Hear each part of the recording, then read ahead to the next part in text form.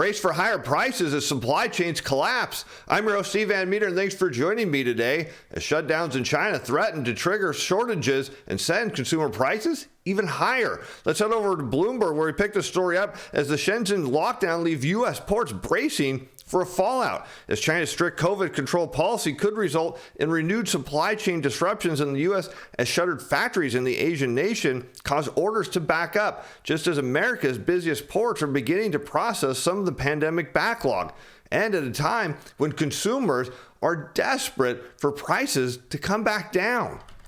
And a recent inbound goods lull due to part and factory closures over the Chinese New Year provided respite to the global supply chains and gave the ports of Los Angeles and Long Beach a chance to work through some of their pandemic-driven cargo overload. The number of ships waiting for a berth fell to 43 on Monday, which is really low from an early January peak of 109.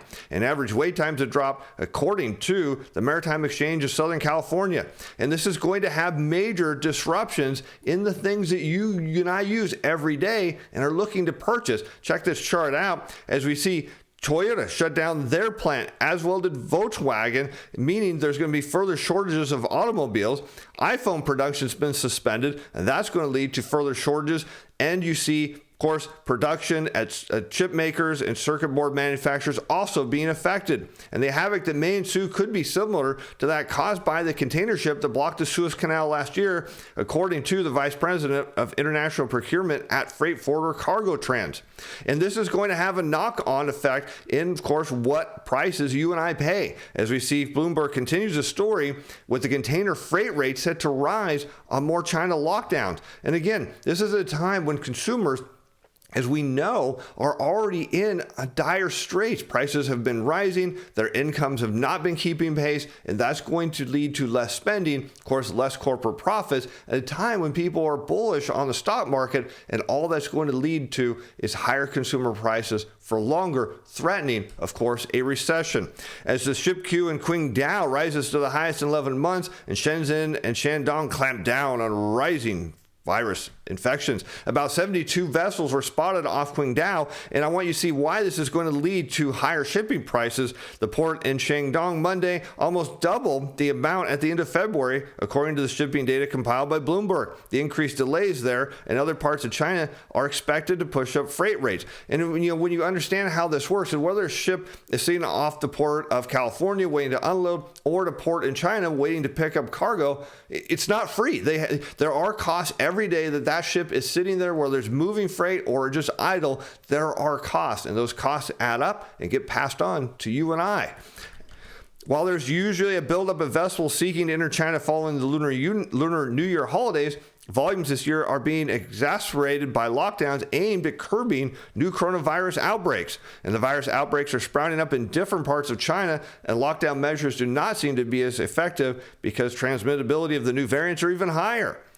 That leaves us with a situation that's worsened in the past few days at Qingdao, he said, adding that he expects freight rates to rise because of increasing delays. And all of that's going to do is further exacerbate the potential of a global recession. And as you know, as we talked about, higher consumer prices have a 75% probability of causing a recession. Tack on a Fed rate hike cycle, and that gives you another 75% probability, pushing us to a near 100% chance that we're about to have a recession. And if you're concerned about any of that when it comes to your portfolio and how it might perform during a recession, well, you shouldn't be. Be sure to check out Portfolio Shield. I'll put a link in the corner in the description below. You'll be glad you did, because what this means to shipping is, according to American Shipper, if no ports shut down, and right now the ports have not shut down, but everything else is shutting down, but volumes coming out of the factories are reduced by lockdowns, that actually would be pretty good for ports and would allow them to catch up, particularly here in California. It would allow more backlogs at Chinese export terminals to get loaded on ships and help normalize supply chain flows without forcing carriers to cancel sailings. And that would be a good thing, because that means you don't have idle ships on either end. You have them moving fluidly through the system, and that will bring, of course, shipping prices back down.